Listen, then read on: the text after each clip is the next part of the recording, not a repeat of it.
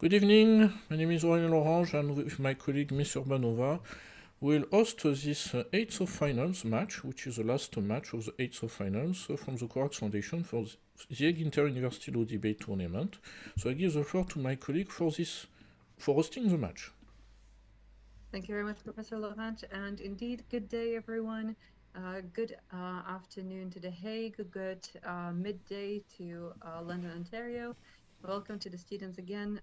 Congratulations on passing your group phase and entering the final phase. You are now in your eighth finals match. Actually, for everyone watching as well, this is the final eighth finals match, so the final match of this round. The students have received a topic in advance, 7 days as always. Specifically today, they will be debating on the topic whether or not in professional sports, the use of genetic tests for athlete selection should be allowed to predict better performance or not. So as always, we'll find out which team will defend which position after the allocation of positions. Before that, I just wish to say congratulations again to the teams and on the organizing team. Also, a large thank you to the judges that will be reviewing this match. And without further ado, the floor is now with the students and the Hague University of Applied Sciences, Ms. Al-Kilani. The floor is yours. Hello, my name is Mariam Alkinania, and I am representing the Hague University of Applied Sciences, and I am a year two student for studying international and European law.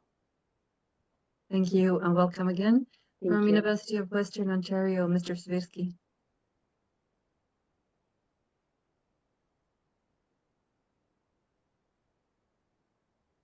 Sorry, I forgot to unmute. Hi guys, my name is Neil Swirsky. I'm a first year student at the University of Western Ontario Law School. Thank you and welcome. From the Hague University of Applied Sciences, Ms. Tineman. Hi everyone, thank you for having us again. I'm Luna. I'm a first year student in international law of the University of Applied Sciences. Thank you and welcome. From University of Western Ontario, Ms. Igidi. Good afternoon, everyone. My name is Whitney Agiri, and I'm a first year JD candidate at the University of Western Ontario. It's a pleasure to be here today debating you. I look forward to it. Thank you and welcome again. From the Hague University of Applied Sciences, Mr. Rousseau. Hello, my name is Nicholas Rousseau. I'm a second year law student at the University, the Hague University of Applied Sciences, and I'm also very excited to engage in this debate, and I look forward to it. Thank you and welcome. Also, I would like to give a shout out to the mentors of the two teams. The University of Western Ontario is supported for a long time by Professor Valerie Oosterveld, who's also with us on the call. If there's anything you would like to share, the words of encouragement to students, Professor? I just want to say best wishes to both teams. Thank you, Professor. The Hague University of Applied Sciences is also supported by mentors, one of which is present on the call with us as well, Mr. Khalil. Yeah, hello. I'd also like to just say all the very best to both of the teams, and I wish you guys luck and may the best team win. All right, thank you, everyone. So you should now see in a short second the allocation of the positions. If you can just give me a confirmation when you can see the screen.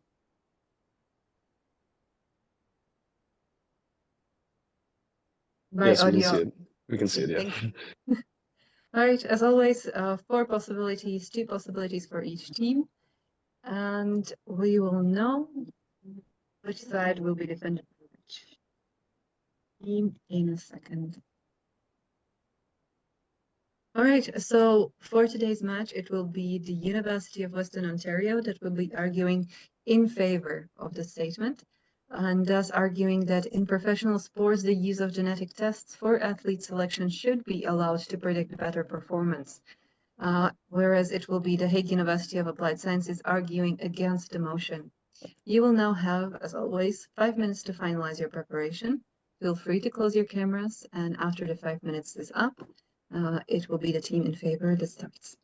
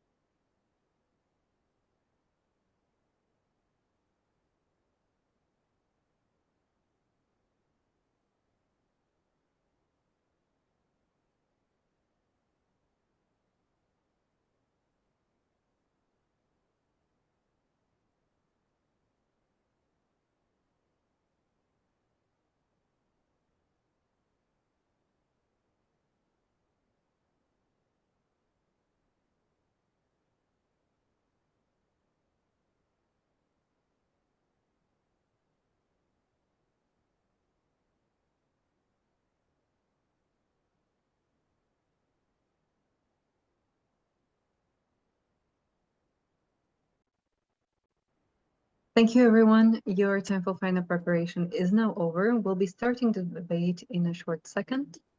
University of Western Ontario, you will have 4 minutes for your opening statement in favor position, whenever you're ready. Thank you. Before I begin, can I confirm that I am both audible and visible? You are. Thank you. Excellent. I will begin in 3, 2, 1. In 1988, James D. Watson, co-discoverer of the molecular structure of DNA and later first head of the largest modern genome project in the world, is quoted as saying, "People are afraid of genetic knowledge instead of seeing its true value as an opportunity."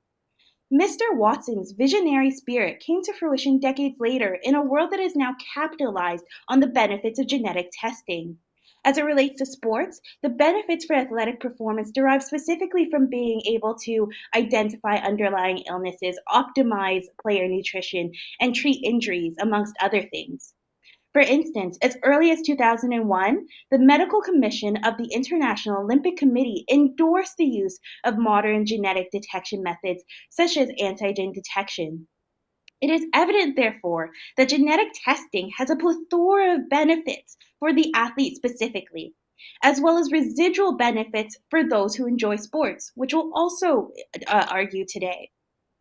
Good afternoon to our judges, and good afternoon to my colleagues at the Hague University of Applied Science. On behalf of my teammate Daniel and I, we are pleased to be here before you today, continuing Dr. Wagner's vision by arguing that the use of genetic tests for athlete selection in professional sports should be allowed in order to predict better performance. To do so, we'll advance 3 main arguments. First, we'll argue that genetic testing in professional sports is already happening for a number of reasons with wide success ethically and legally. Second, we will argue that genetic testing plays an important part in maintaining integrity in sports. Lastly, we will argue that genetic testing serves an important purpose in the economy. But before we advance our arguments, it's important to define some key terms and situated in international law today. We will draw from the American National Institute of Health to define genetic testing as the examination of a person's bodily fluid and other tissues to determine whether they experience a change in their genetic material. Additionally, as will be shown throughout this debate, there are multiple international law regulations and guidelines already in operation. Some notable ones include the Convention on Biological Diversity and its Nagoya Protocol, which address the regulation of biotech, including genetic testing and the use of genetic resources, the UNESCO Declaration on the Human Genome and Human Rights, which underscores the importance of preventing discrimination, as well as articles integrated into regional agreements such as Article 9 of the European Union's General Data Protection Regulation, which provides protection for genetic data. With this, I'll now advance my first argument. Genetic testing for athlete selection, including not only selection to join a team, but also selection within a team for how and when to play, is already taking place in professional sports. One example is when professional South African rugby player Brian Habana had his DNA analyzed publicly in 2016 to reveal his genetic predispositions, as well as certain foods to avoid to optimize performance. This is all understandable. A key benefit of genetic testing is that it can be used to maximize player fitness, optimize nutrition and workouts, and help elite athletes perform at their best. It can be used to identify players who are at greater risk for specific injuries and even save lives. For instance, in 2010, the U.S. National Collegiate Athlete Association adopted a requirement for testing for sickle cell trait after the 9th college football player died. Professor Briggs notes that this is a similar these screening requirements would have resulted in lost lives had they not undertaken this measure. It is the duty of clubs to avoid risk in this inherently risky activity. Therefore, genetics testing allows them to do this preemptively. Thank you. Thank you very much. Now for the position against the Hague University of Applied Sciences team, you have 4 minutes. I'd just like to check at first if I'm audible and visible. You are. Thank you. Thank you very much. Ladies and gentlemen, honorable judges and opposition, my name is Nicholas Rousseau, and together with my colleagues Mariam Al-Kalani and Luna Tieneman, representing the Hague University of Applied Sciences, we'll be arguing that in professional sports, the use of genetic tests for athlete selection should not be allowed to predict better performance. This will be expounded upon in the following 3 points.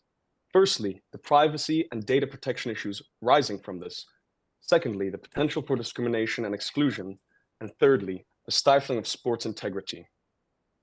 Regarding privacy and data protection concerns, in 2018, a profound example of genetic data vulnerability occurred with the MyHeritage data breach, where millions of genetic data samples were leaked online.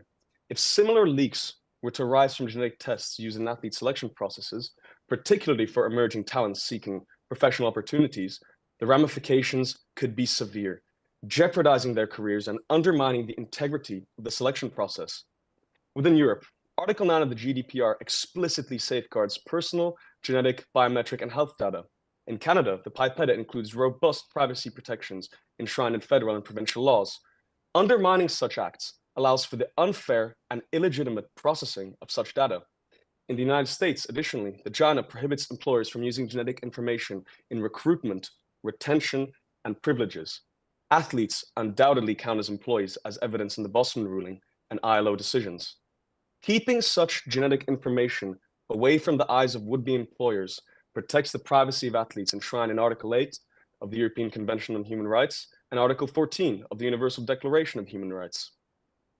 Our second reason is that it leads to discrimination and exclusion.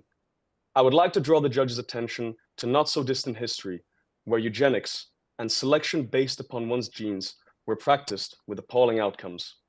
Embarking on such a possibility, where genetics would be a crucial or potential determinant in selection, is nothing but a promotion of a regressive society and undermines Article 11 of the Convention on Human Rights and Biomedicine. Using genetic testing for selection discriminates against groups and individuals, ultimately leading to violations of Article 2 of the UDHR and Article 1 of the CRPD. As we delve into this topic, our aim should be improvement, not exclusion. Moving on to the last point of stifling sports integrity, genetic testing selection for these purposes will create a large competitive disadvantage, as teams or associations that use such practices would have unfair advantages when compared to those that cannot afford such practices. As evidenced in the case Football Club Twente versus UEFA, the court ruled to afford thorough consideration to smaller or less wealthy teams. Moreover, relying on genetic tests for athlete selection overlooks the complexity of human biology and behavior, leading to inaccurate assessments and unfair outcomes or even personal expectations. For example, in the case of Cho versus Trigen Laboratories, the court ruled that a genetic test kit manufacturer had falsely advertised the accuracy of its test results. This undermines the credibility of professional sports and detracts from the value of merit-based competition. Ladies and gentlemen, in conclusion, genetic testing for selection purposes raises significant ethical concerns. Allowing genetic tests in athlete selection undermines individuals' fundamental rights to privacy and control over their personal data. The potential for discrimination underscores the ethical and legal complexities inherent in the use of genetic information for professional sports selection processes. Ultimately, this all leads to the degradation of the sports we love and their integrity. Thank you very much. Thank you. Thank you to both teams. We have now heard the opening statements in both positions. We'll now proceed with the rebuttals. Starting with the team in favor, University of Western Ontario, you have 2 minutes. Thank you. Can I confirm that I am visible and audible?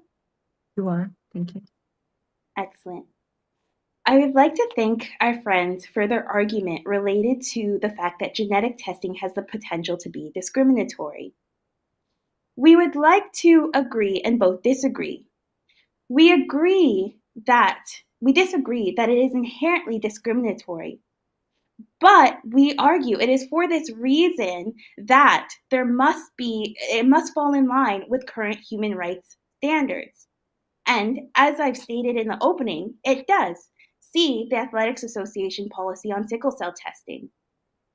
I would also argue, furthermore, that genetic testing actually helps organizations fulfill their obligations. For instance, it is a general principle in private law and public law that parties that create risk also have the duty to minimize it. For instance, see the Dutch Supreme Court case, the Hague Road, as an example.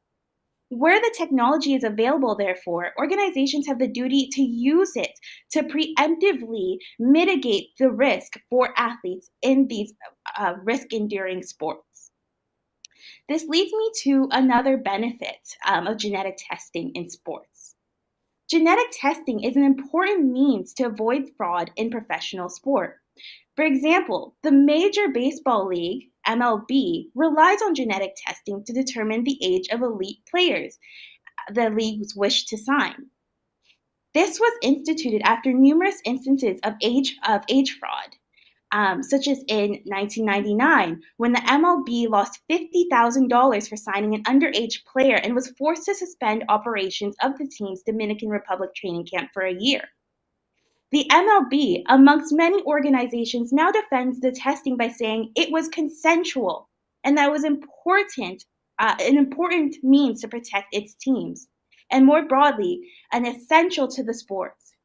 Clearly then, if genetic testing were not allowed, the MLB, like others, could be forced to shut down again, causing widespread losses. Thank you. Thank you. Now for the first rebuttal in the against position, the Hague University of Applied Sciences, you have 2 minutes. Before I start, am I audible and visible?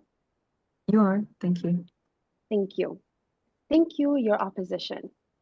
In responses to the arguments made regarding their advocacy for the enhancement of athletes' health, it has mistakenly undergone the high risk for the potential of genetic doping to influence results to enhance their probability of selection.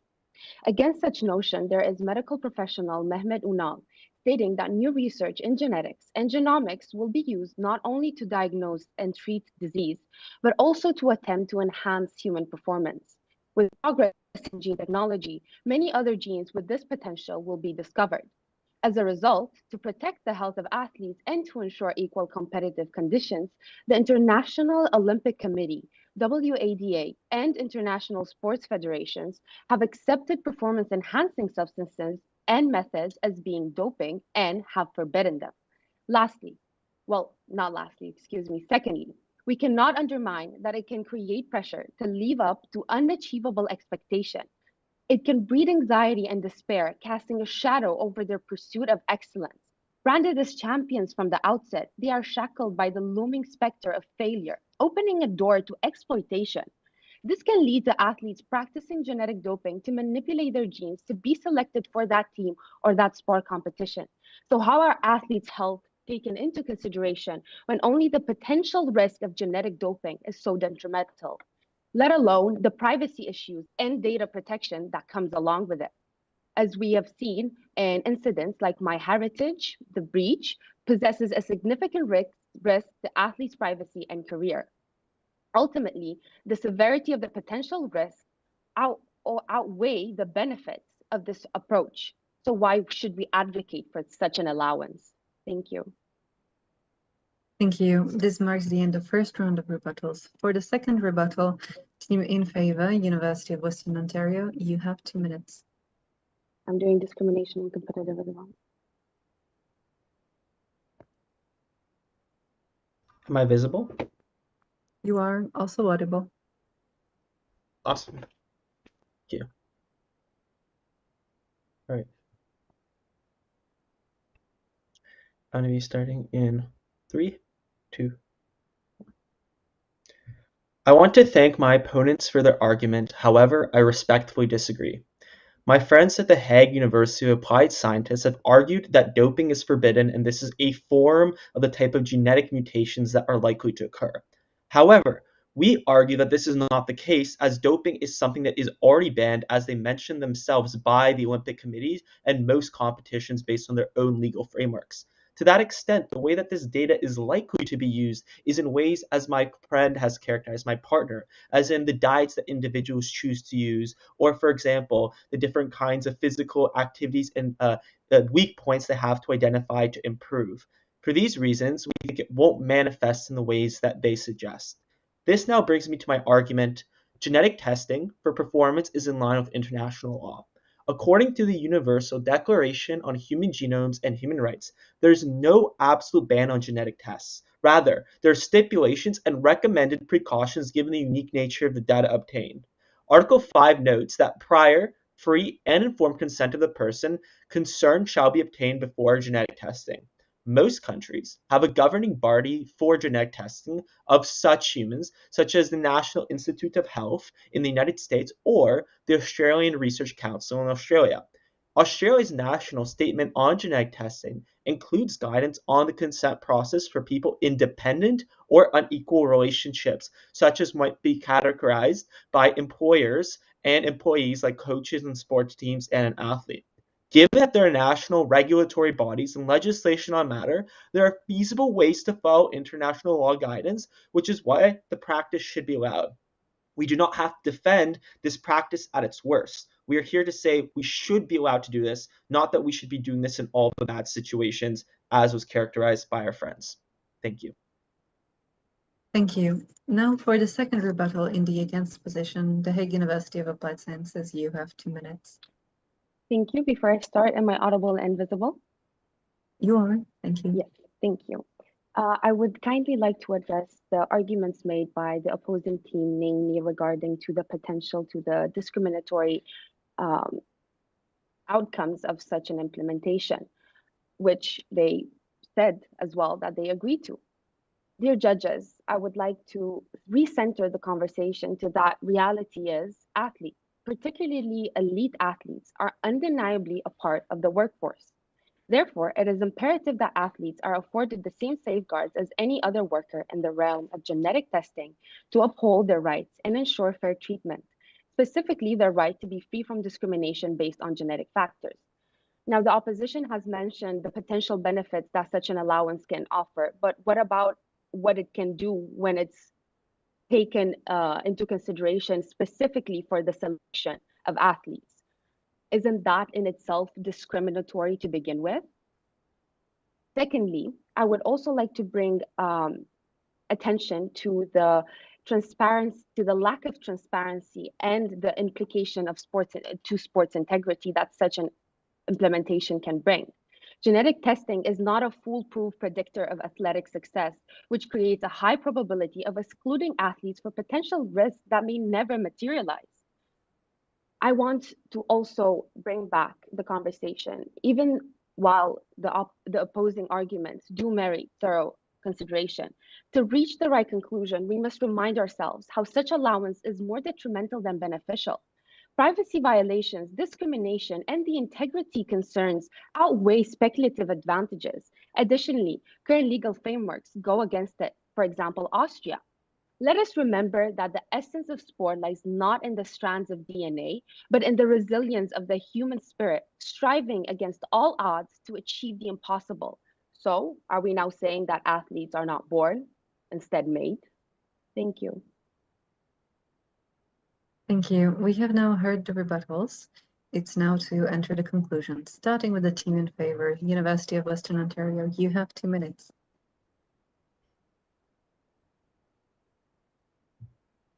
All right. Am I audible and visible? You are. Thank you. Awesome. I'm be starting in 3, 2, 1. I want to thank our lovely opponents for their arguments in this debate. The burden of proof that they had on the opposite end was to demonstrate that it is universally impossible to do this type of testing in a manner that is fair and reasonable. We posit that there is those ways. Firstly, to respond to their argument of privacy. This argument is all against data in general because data breaches are universal, irrespective of which kind of data exists. All the acts cited as arguments against us are actually arguments for us. And this is because these acts are designed to produce frameworks to ensure data is collected properly, thus ensuring and safeguarding data in and of itself. Secondly, we explain why there's no breach if it was consensual. If I give data to somebody and then there's a breach, that doesn't mean that they did something wrong. It is just an inevitability. If I gave the data consensually, then there is no breach of privacy in the first place. Secondly, in their argument as to discrimination, it is not clear why all discrimination is bad. Yes, it is true employers discriminate against your grades, but this is something that's necessary and relevant for their job. In the same way that your genetics is relevant to your job in sports. It is relevant to your health conditions. It is relevant to your liabilities. You could potentially die, as my partner has characterized, if you do not recognize these types of risks. To that extent, information is not always bad and discriminatory if it's used for the right purposes. Ultimately, then, in terms of stifling sports integrity, we explain to you that it is these unfair advantages are okay. There's 23andMe, there are cheap ways to do these things, and there's plenty of these things that exist. Through this debate, we explain to you it's necessary for the function of sports to have it. It's a means of recognizing fraud, and it's in accordance with international law. I want to end my argument with a quote by J. Craig Venter, a leading biotechnologist, stating, "Genetics is the science of possibility, and we're only limited by our imagination. Just because we cannot do something perfectly every time, whether it's genetic testing or driving vehicles, does not mean we should never do it at all." Thank you. Thank you. Now for the conclusion in the against position. The Hague University of Applied Sciences, you have 2 minutes. Hi, can you hear me? Yes, thank you. Great. Dear judges, I want to emphasize at last, our position argues that genetic testing as a base for selection on the grounds of genetics predispositions should not be allowed, as fundamental rights would be infringed, given the lack of proportionality. You probably remember the tale of the rabbit and the tortoise, a truth as old as time. If this race would have taken place in our scenario, both would have been genetically tested prior, and the rabbit would have been selected, precluding any chance for the tortoise to prove their capabilities.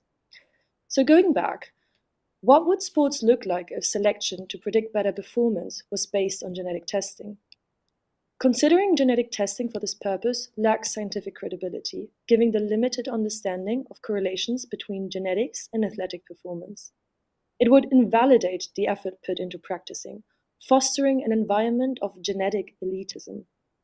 Article 6.2 of UNESCO's International Charter of Physical Education and Sport states that scientific research social implications should not be overlooked, raising the question how this will influence the athletic landscape.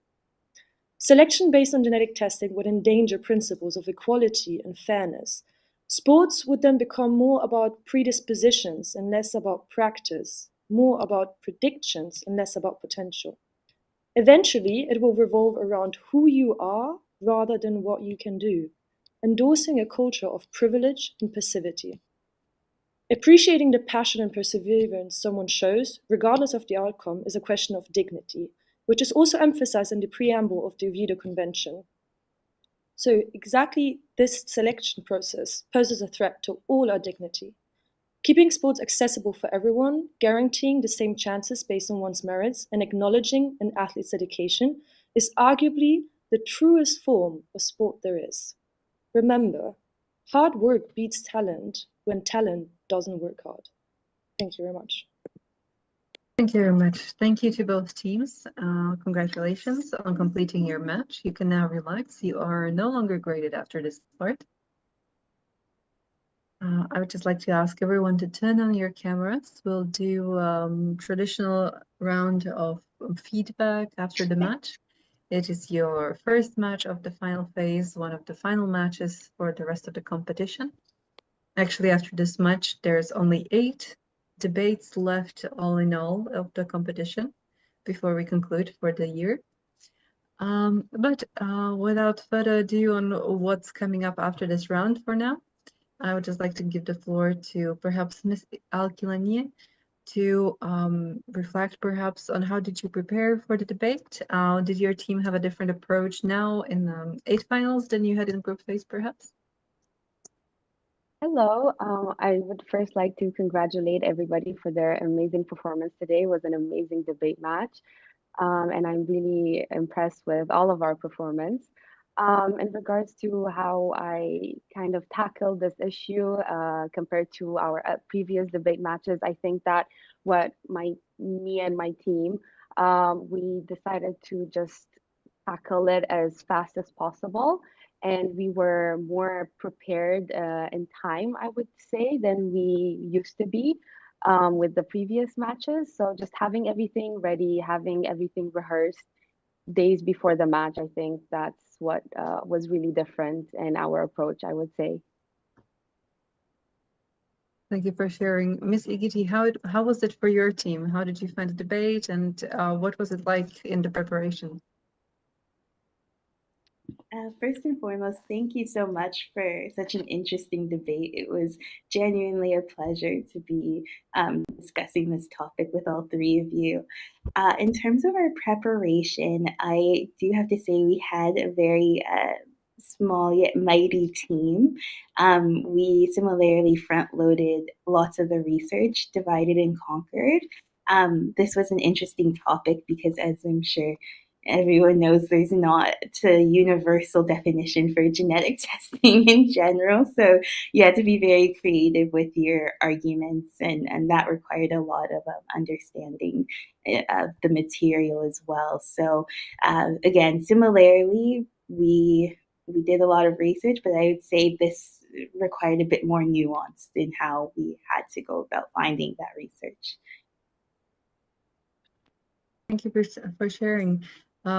Passing to Hague University of Applied Sciences, perhaps Mr. Russo, how did you find the debate and the topic? Were you perhaps surprised at some of the arguments that you've heard from the other side during the debate? Yeah, I thought the debate was really good, very entertaining. I feel like all of us were kind of on our toes the whole time a little bit. At least I hope so.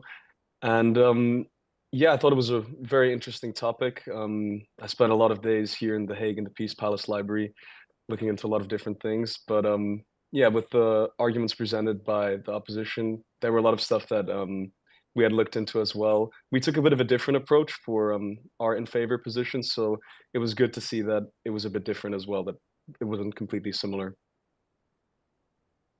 Thank you for sharing. Now passing the floor to University of Western Ontario, perhaps Mr. Swirsky. How did you find the debate, the topic, and perhaps were you surprised by some of the arguments from the other team?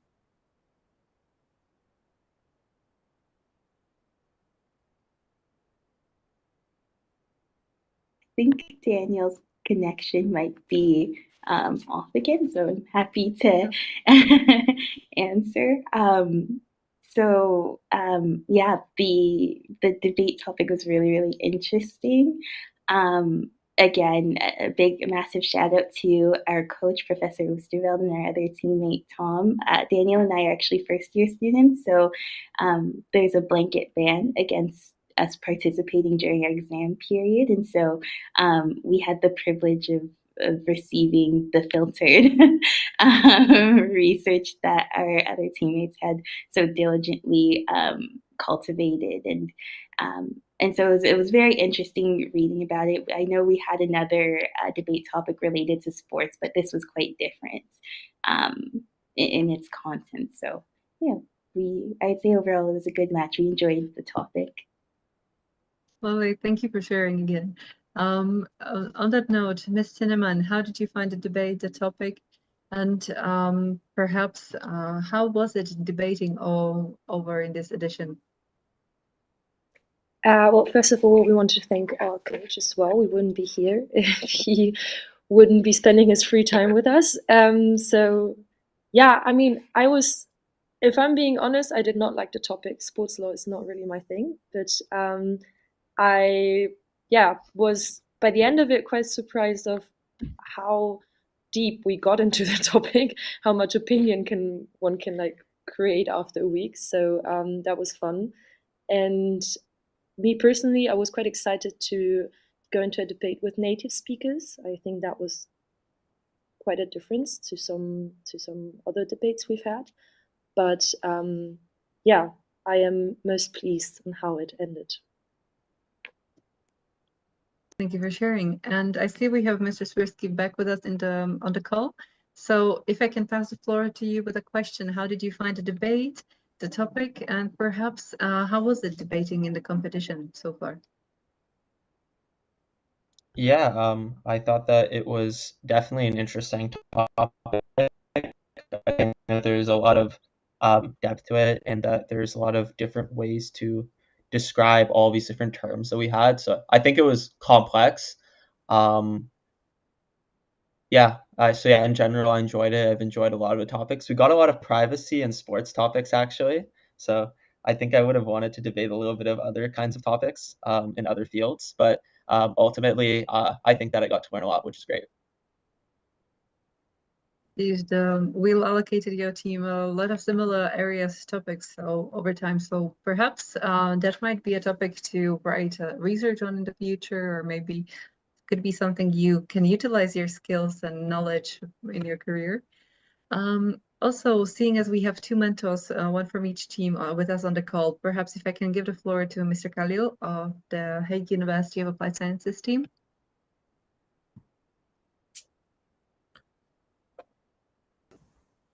Yeah, hey, so first of all, congratulations to both the teams. I thought you guys did really well. I really enjoyed hearing both sides, and I was really appreciative of how much work you both the teams had put into it, and how like as you mentioned, Whitney, as you had mentioned, how certain arguments you had to be a little crafty with those arguments, and I really appreciated how I got to see from both sides that you were crafty in the way you interpreted that particular area of law and how you presented those arguments. And all in all, I thoroughly enjoyed it, and yeah, I'm very much happy to have been a part of this. So thank you again, Korak, for organizing it. Thank you. And Professor Osterwald of the Western Ontario University team, how did you find the debate? This was an excellent debate. I think Nicholas was the one that said that everyone was on their toes, and it was true. Everyone was at the top of their game, and it's so exciting to see a debate like that because you're really listening carefully to see what points you can pull out and raise on rebuttal. So kudos to all of you. That was fantastic. Thank you very much. And then a final part of today's session, and we'll be closing the 8 finals with that, would be, and this is a question for your teams as a whole, so whichever one of you wants to take the lead on answering, I'll give you the floor. But what student associations do you have in your faculty, perhaps law student associations, perhaps just a general student association that are active within your faculty program or university? And what kind of activities would you say are typical or unusual compared to other associations that you get to experience? Perhaps starting with the Hague University of Applied Sciences, whichever one wants to take the lead on that. Hi. We have several student associations at our university. However, I think that the most known one would be ILSA, which is the specific one for our program, which is International and European Law. And one of the interesting things about it is that quite recently we've had diplomacy days at our university, and we had the delightful opportunity to have an insightful conversation with the ambassador of South Africa in the Netherlands, which was very, very interesting. So yeah. Thank you for sharing. Maybe Ms. Cinnamon, Mr. Russo, is there anything you would like to add as well? Yeah, I mean, there's a lot of activities that go on around campus. There's many different other student associations like Invictus, or I'm not too familiar, to be honest. I'm not really in them, but I do often go to the activities that they present. These diplomacy days are great. They oftentimes also, even the faculty itself hosts even debate nights on Wednesday, which is quite good. So, but overall in The Hague, it's quite a blessing having a lot of international organizations here. So you can go and either try and find an internship, do some research. The Peace Palace Library is always here, so it's really great to have those hallmarks of international law right here in the city to be easily accessed.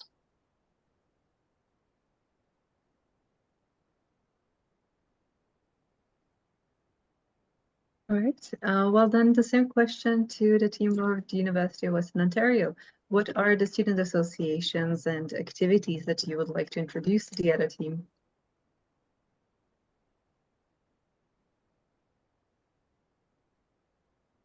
I can grab this one. So, Western is known as the school of the moot, which is mock trial or mock courts. On our campus, we actually have like a replica of an actual court, that we'll often use for competitions, and there are dozens of competitions like this all year. We also have things called clinics, as you can imagine, where students get to work with clients alongside a lawyer. And to get that hands-on experience. And then, of course, there are tons of clubs and associations. There's an international law club. There's a sports and entertainment club. There's actually a sports clinic as well at Western. So I'm sure lots of people would love this topic too. And yeah, those are a couple to name a few. Mr. Swirsky, if there's anything else you would like to add? Yeah, I don't think there's much. I would say that the moots and a lot of law competitions, whether oral advocacy or in other ways, those are predominantly most of the things that we have. Well, I think there could be quite a good connection maybe to be made between the two teams. Maybe there's always the individual level, but perhaps also a possibility to connect on the student associations level, maybe have some exchanges. Definitely there will be opportunity also to meet if you are considering, for the Western team, if you're considering maybe to travel to The Hague, and for the Hague University students, if they will not be going home already during June and staying in the city, then that could be a good moment to interact as well in person.